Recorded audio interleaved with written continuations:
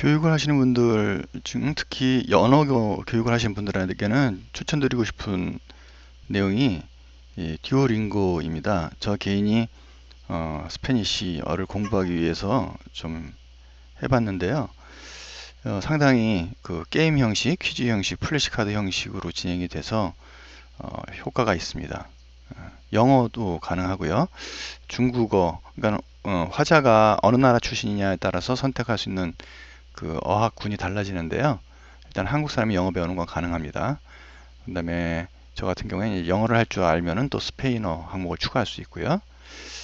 이런 식으로 좀 커스터마이즈 된 교육, 그 다음에 좀 이머지 할 수 있는, 몰입할 수 있는 그런 내용들이 주어지고요. 그리고 이제 학생들을 위한 버전들도 있어요. 그래서 이런 거 선택을 하면은 무들에서 이런 그 학생들끼리 서로 커뮤니티를 한 것들을 무들하고 이제 게시글 같은 거 하나를 만들어서 이렇게 연동하면서 작업을 진행할 수 있겠죠. 그리고 구글 앱 중에서도 저 같은 경우에 이제 구글 앱을 하면은 구글 앱을 뭐 이건 또 다른 내용에 참고를 하시기 바라고요. 딕타노트 같은 것들을 실행을 하면은 이렇게 언어를 곧바로 크롬 앱상에서 인식할 수 있도록 하는 것이 가능합니다. This is a pen.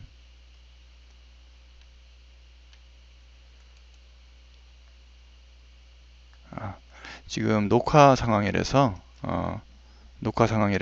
지금 마이크가 동작이 안 됩니다. 그 녹화를 끄면 되는데요. 그래서 어학을 하거나 심지어는 여러분들이 업무를 볼 때도 한글 인식을 해가지고 뭐 파워포인트라든지 무슨 회의록을 작성한다든지 그럴 때 유용하게 사용하실 수 있습니다.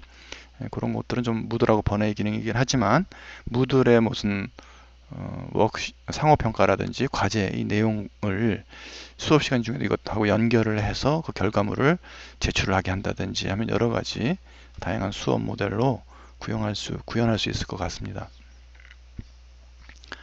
그리고 이제 퀴즈가 이제 많이 사용이 되는데요. 퀴즈가 3.0 이후 버전서부터는 드래그 앤 드롭으로 해서 뭐 지도에 맞추기, 지도 짝 맞추기 뭐 그런 것들이 다 됩니다. 근데 그 이전 버전에서는 좀 안 되는 부분들이 있고요. 퀴즈를 만들 때 퀴즈를 내보내기 가져오기를 해서 파일 형태로 하는 것도 가능하지만 퀴즈 은행을 이용할 수 있습니다. 퀴즈 뱅크라고 그러죠. 그래서 그거는 이제 관리자가 허용을 해줘야 되는데요. 이거 퀴즈 은행 사용하고 권한을 설정하는 거는 여러분들이 이제 따로 시스템에서 설정을 해야지 되고요. 지금 설정은 제가 해놓긴 했습니다. 그래서 사용 권한에서 보면은 역할 정의에 제가 퀴즈 쉐어러라고 있지 않습니까? 그래서 여기 퀴즈 쉐어러의 요청을 어드민에게 관리자에게 요청하셔서 퀴즈 쉐어러 권한을 달라고 하시면은 그 퀴즈 쉐어러 권한이 있으신 분들은 퀴즈를 생성하러 들어갔을 때 퀴즈를 이제 만들어내시는 것이 가능하죠. 이거 이제 관리자가 이제 하고 있을 것입니다. 퀴즈를 이제 만들었을 때 퀴즈 편집에서 들어갔을 때 여기 이제 질문에서 퀴즈 쉐어러 같은 경우는 이제 퀴즈를 갖다가 범주별로 퀴즈를 갖다가 공유를 할 수가 있습니다. 그래서 퀴즈를 선택을 해서 비교과 과정의 기본 설정 뭐 이런 식으로 하면 퀴즈의 내용들을 다른 사람과 공유할 수 있도록 하는 것이 가능합니다. 그런 식으로 해서 이제 활용을 하시면서 퀴즈를 많이 활용하면 좋을 것 같습니다. 그리고 퀴즈를 그 다음에 이제 과제 말고 이제 많이 사용하시는 것이 상호평가 부분이 있습니다. 상호평가를 하나 만들어 놨는데요. 상호평가를 좀 복잡합니다. 상호평가는 과제하고는 달리 상호평가를 제출하는 기간이 있고, 그래서 처음에 만들 때 이제 처음에 생성할 때는 상호평가에서 이제 설정을 이렇게 하시고요. 설정에 들어가시면 설정에서 빨간 것들은 다 기입을 하셔야죠. 상호평가의 이름, 그 다음에 채점 전략 할 때 80점을 주냐 20점을 주냐, 이게 뭐냐 하면은 학생들이 상호평가할 때는 이제 뭐 3명이서 같이 한다 그러면은 한 명이 제출하면 2명이 평가를 하거든요. 그럼 2명이 다른 한 명한테 준 점수입니다. 자기가 받은 점수죠. 그걸 80%를 반영하겠다는 얘기죠. 그럼 20%는 뭐냐면은 내가 남을 다른 사람들을 평가하는데 그 평가를 잘했으면 20점, 못했으면 0점. 그럼 그 기준은 뭐냐? 그 다른 사람들을 평가했을 때 자기 말고도 다른 사람들이 준 점수들의 평균에서 얼마나 많이 벗어나느냐를 가지고 벌점을 받습니다. 그래서 내가 친하다고 100점 주고 싸웠다고 0점 주고 뭐 그런 것들을 이제 방지하는 거죠. 이거는 선택할 수가 있으니까요. 제가 이제 어떤 분 질문이 과목 프로젝트를 하고 팀 내에서 팀 구성원의 기여도를 이걸로 할 수 없겠느냐 그렇게 말씀하시더라고요. 생각을 해보니까 이걸 갖다가 80% 아니라 이제 100%로 하는 거죠. 다른 사람들이 평가한 점수만 하고 그 다음에 이거는 뭐 사실 그 얼마나 잘 평가했느냐를 신경 쓸 필요가 없으니까 이걸 0으로 하면 되겠죠. 그러면은 다른 사람 평가한 점수만 가지고 반영이 될 것 같습니다. 근데 일반적으로 자기가 제출한 것에 대해서는 한 80% 주고 그리고 평가의 정확성, 신뢰성에 대해서는 한 20%를 주면은 공정하게 되는 것 같습니다. 그리고 제출 설정에서 이제 처음에 이제 설정해서 하실 부분들은 크게 두 가지가 이용 가능 상태가 되겠네요. 여기 중요한 이해를 하셔야 될 게, 그죠? 학생들이 이제 제출하는 시점을 정해줘야 되는 거죠. 제출을 하면 요 기간서부터 요 기간까지 제출을 합니다. 그리고 이제 그것이 끝난 다음에는 상호 평가를 해야 되지 않습니까? 그럼 요 기간보다 그 다음 단계 7월 8일 날 끝났으면은 뭐 7월 이 시간이 전이면 안 되겠죠. 그러니까 이것도 관리 모드를 이제 다 활성화 시켜야 되고요. 8일 11시가 아니라 이거보다 더 뒤의 시간이니까 저녁 뭐 8시서부터 그죠? 그럼 마감도 요거보다는 좀 다음 날이 되겠죠. 이런 식으로. 그리고 이제 자동으로 하면은 제출 마감 시간이 지나면 다음으로 넘어가게. 근데 이것이 나중에 한번 더 설정할 때 설정할 필요가 있어요. 나중에 설명드리고요. 강제로 복귀를 하시면요. 예. 그러면 이제 기본적인 설정은 된 겁니다. 날짜 설정이 기본적이라고 보시면 되고요. 그 다음에 들어가셔서 이제 또 설정을 하셔야지 돼요. 사실 날짜만 설정을 하신 거고요. 이제 나머지 부분들이 남아 있는데 설정 단계에서 상호평가 설정을 할 것이 소개를 할 것이냐 그럼 소개를 눌러주시고 내용을 입력하시면 되고요. 안내도 설정할 것이냐 면 안내를 그도 설정하시면 돼요. 근데 정작 중요한 거는 이제 평가 양식 수정이죠. 요 앞에 두 개는 안 하셔도 됩니다. 평가 양식 수정을 누르시면은 루브릭이죠. 평가를 할 때 이름이 들어가면 10점을 줘라. 예, 이런 식으로 구체적인 내용들을 넣으셔야 됩니다.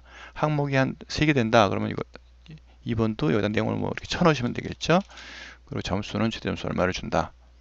그 다음에 관점 3개. 비는 칸으로 놔두면 없어집니다. 3개, 뭐 5개야. 그러면은 여기 추가 2개, 2개씩 더 할 수가 있어요. 누르면은 4번, 5번이 생기겠죠. 네, 그래서 보면은 평가 루브릭 어떻게 해라 하는 지침이 2개가 3번 공백이 안 생기네요. 네, 관점 1, 2, 3. 지금 뭐가 인터페이스 문제가 있나 보네요. 하여튼 그렇게 해서 추가를 할 수 있어야 되는데 지금 화면이 좀 좁아서 그런 건가? 뭐 잘 모르겠습니다. 이렇게 하면은 이제 평가 양식은 됐고 학생들이 그 항목을 다 항목별로 보고 루브릭도 보게 됩니다. 그 루브릭은 좀 구체적이어야 합니다.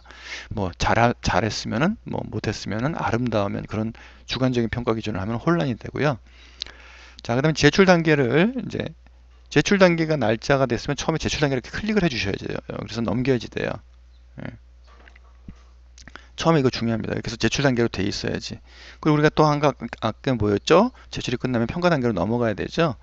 평가 단계에 넘어가는 걸 이제 예약으로 하고 싶으니까 예약을 여기다 자동으로 하고 싶으면 누르시고 할당을 그렇죠.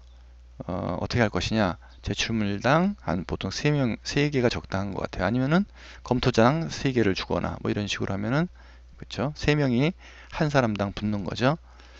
검토자당 해도 되고 제출물당 해도 되고요. 예. 그래서 이거는 필요에 따라서 최근 할당 삭제 뭐 이런 것들 눌러주시면 될 것 같습니다. 예약 할당을 이렇게 해서 이거는 뭐 저장을 해주시면 되고요. 예. 그다음에 그걸 임의 할당을 할 것인지 수동 할당을 할 것인지 정해 주실 수가 있어요. 수동 할당하는 경우에는 제출 있는 검토자 뭐를 가지고 다 참여자에 대해서 검토자를 다 일일이 설정해서 집어넣으실 수가 있고요. 지금 과제가 진행이 돼서 지금 검토자를 할 수가 없나 보네요. 무작위 할당의 경우에는 아까 보셨죠? 모든 모드로 할 것이냐, 모든 없음으로 지금 기본적으로 돼 있으니까는 전체 인원에 대해서 3명씩 제출문당 여기 아까 한 거죠. 저장 꼭 누르시고, 자, 일반적으로 이제 무작위 할당은 좀 많습니다. 근데 팀 활동 후 상호 팀의 기여도 평가할 때는 이제 수동 할당을 써서 이렇게 해주실 수 있다는 얘기죠. 예약 할당 돼 있고 계속 이렇게 해줘야지 예약이 자동으로 되는 겁니다. 네. 그리고 변경사항 저장하고 다시 이제 상호평가 돌아가셔서 보시면은 이제 제출 단계 이렇게 돼 있는 거죠. 이제 놔두면은 자동으로 되어 있으니까 평가 단계까지 넘어갑니다. 평가 단계까지 넘어간 다음에는요, 다시 이제 들어와서 재채점을 하고 채점 평가 단계를 넘치고 종료를 하면 종료됨으로 가면서 학생들에게 성적이 공지가 돼요. 단계가 여러 개가 있죠. 하여튼 제출해서 평가 넘어가는 거는 예약 할당돼 있으면 저절로 넘어가고요. 시간이 길이 끝난 다음에 평가 단계가 끝난 다음에 들어오셔서 채점 평가 단계로 이렇게 넘어가고 종료되는 단계를 이렇게 넘어가서 작업하도록 진행을 하셔야 될 것 같습니다. 제가 했던 사례를 한번 보여드리도록 하겠습니다. 네, 제가 과제를 주고 이제 다 끝나면 평가 단계 끝나고 채점 평가 단계까지 이렇게 와 있습니다. 그러면 그때 이제 학생들을 보게 되면요, 여기 이제 보시는 바와 마찬가지로 이 학생이 평가한 학생들, 이 학생을 평가한 학생들 뭐 이렇게 나오게 되겠죠. 그리고 이제 점수들이 다 취계가 되어서 근데 점수가 합산되지 않은 경우가 있어요. 그래서 그때 이제 성적지 계산을 한번 눌러주시고 그럼 성적이 다 반영이 되고요. 그리고 이제 종료됨으로 넘어가면 학생들한테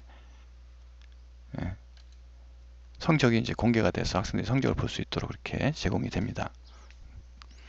누가 평가했는지는 나타나진 않아요. 학생들한테 자기가 받은 점수하고 그 다음에 자기가 남을 평가한 점수 그런 것들이 개인적으로 나타나게 되는 것이죠.